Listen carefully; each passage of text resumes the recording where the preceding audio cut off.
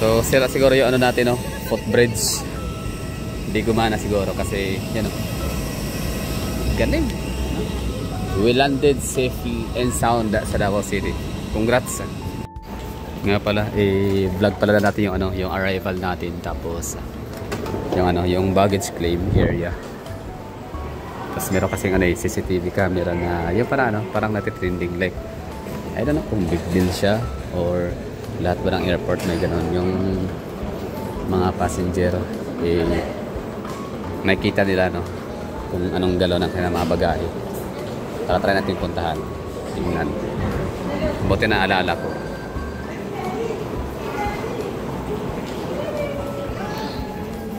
Bago na mga pushcarts natin, no? Brand new. So yun na nga, no? Meron nga, no? So ito yung baggage claim area. Tapos meron tayong makikita dito na monitor. Yan, monitoring. Tingnan natin, close up. Yan. Makikita natin dito kung anong ginagawa ng mga taga baggage counter area. Ayan, tawag dito, taga botiga. Yan.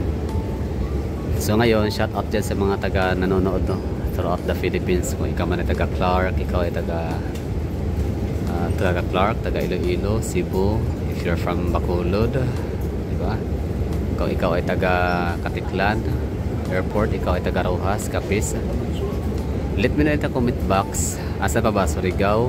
Kung ikaw ay taga Cagayan de Oro City sa may Lagindingan Airport. Kung ikaw ay taga Butuan or taga Sangkaman, no? Taga Butuan, Cotabato City, Jensen, Manila Airport, Naiya, taga Cebu, Mactan Airport.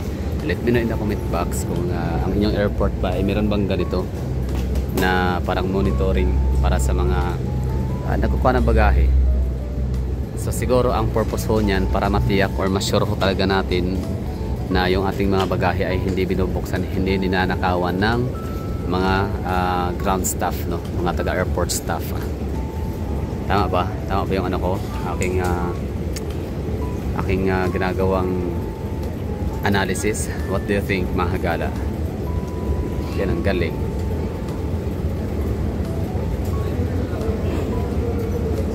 Nakapagod yung ginawa nila, trabaho nila, nakakapagod, no? Sana malaki sahod ng mga yan.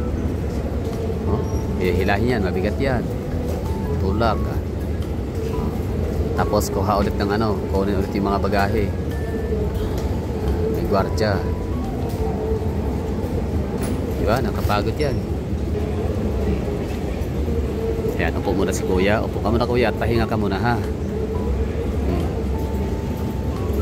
Kasi tiring talaga yung trabaho ko ninyo, no? Tapos dito naman sila ay yan, abang mga pasahero para sa kailangan ng baggage claim baggage claim. Galing sila, ha, mga taga, yung mga nabanggit kong mga rehiyon. Yan na nga, taga Clark, taga Cebu, taga Iloilo, taga Rojas, taga Malay Aklan, taga Bacolod, Negros, no, Occidental, taga Dumaguete, yan, Negros Oriental, mga taga Mactan Island, taga Bohol, taga Cagayan Lagindingan, taga Jensen, taga Cotabato City, Zamboanga. Let me know in the comment box kung kayo ba ay nakakita ng ganito, no? Ano, monitoring nga again. Ayun, hakot ulit mga malita. Kung ito ba ay merong gano'n, ito ba ay percent, no, sa inyong baggage claim area sa airport ninyo. At pwede nyo i-monitor yung inyong mga bagahe. Tapos tingnan natin ang kailangan handling, kung proper ba. Kung proper handling ba sila. Kung sila ba ay maingat sa mga bagahe. Hindi ba nila binabato? Na parang nire-wrestling, gano'n, no? Parang may galit. So far wala, ang galing.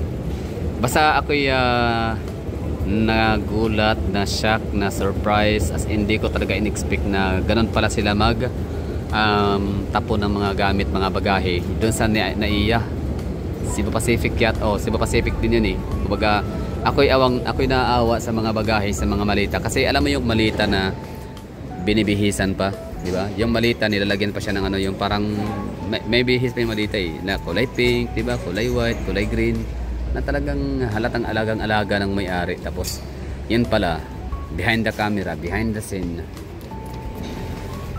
ano lang pala siya, pinagdadabog, pinaghuhulog, basta pinagtatatulan ng mga ano, ng mga taga airport, mga ground staff, no, mga taga airport staff, di ba? So tayo ingat na ingat, no.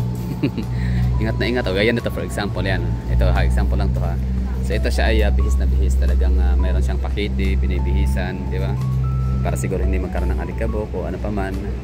Tapos yan pala ang ending, behind the scene pala, meron pala siyang ano pala siya, mishandling pala ang ginagawa ng ano, handle without care ang ginagawa ng mga airports personnel or mga airport staff. Yes.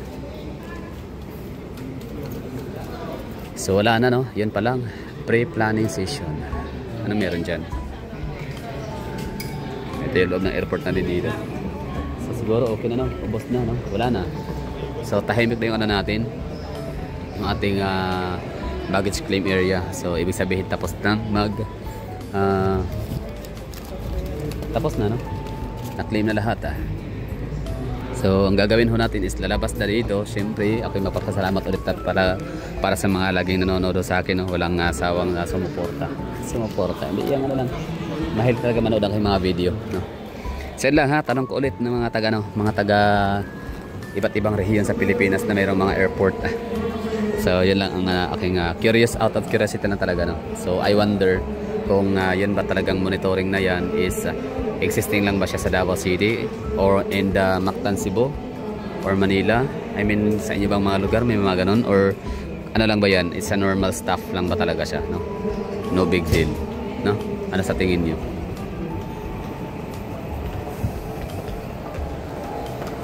Di ba? Liit lang ang airport namin, no? Ito lang yun. Tapos yung arrival naman from international arrival, asan kaya yun banda? Parang dito, no, sa kabila. Which is, hindi pa natin nasubukan, hindi pa kasi tayo nakapag-travel abroad. Pero syempre manifesting, no, darating din tayo dyan, makapag-travel abroad din tayo. Philippine Institute of Civil Engineering Incorporated, Pampanga Chapter.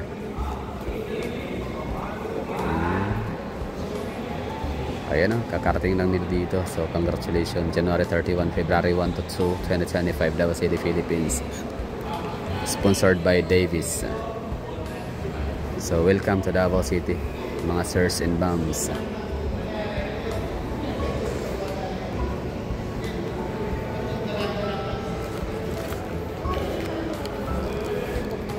Welcome to Davao. Okay, love the Philippines. Okay, mga ATM machines. So ito yun para sa mga walang cash dyan, walang pera, pwede kayo dito mag-withdraw. Ako okay lang kasi yung aking Grab ay ano naman, no, auto-deduct na sa ating Visa card. Okay, we're done, no? Welcome to Davao City. We're here. Love the Philippines. We're here at Davao City. So no more AirAsia. Tanong natin kung ano mangyari sa AirAsia. Ngayong wala na silang ano, flight Davao to Manila and vice versa. Sir, alin sila? Right. Hello, ma'am. Di ba wala man na AirAsia na, ma'am? So, saan may tabuan na, ma'am? Di na may kasakay AirAsia na eh. Wala eh. Di ba? So, gi-pull out naman siya. So, di na mo kabalik yung ticket, no? Makabalik agapon pero sa lain na ng mga airport. Davao Manila. Kuya rin, mga-connecting flight na lang ng ano, no? Manila to ano. International or basta Manila or Cebu. Sabot pa sabot kani siya na logo, nalagyan po na exist lang gyapon siya. Okay. Nalagyan po na sir para padayon baggage. Mao. Bali ano na siya, no? Bali ang nahitabo lang is ngano itong i-pull out sila, ma'am. Kay wala na siya kay kayo. No. Naman sir. Ano sa papers ata. Okay. Pero dili siya ingon na siya pa nang di na sila babalik.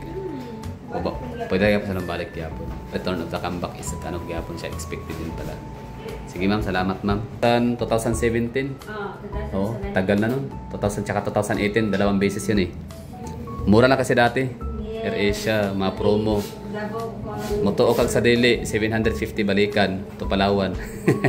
Mga to nga bisag walay kwarta ay wa pamasahe adto gyud Palawan. Alright, sige, salamat ma'am. So may tagbari pa sa AirAsia no para natay mga choices ba options daghan kayo. Gani.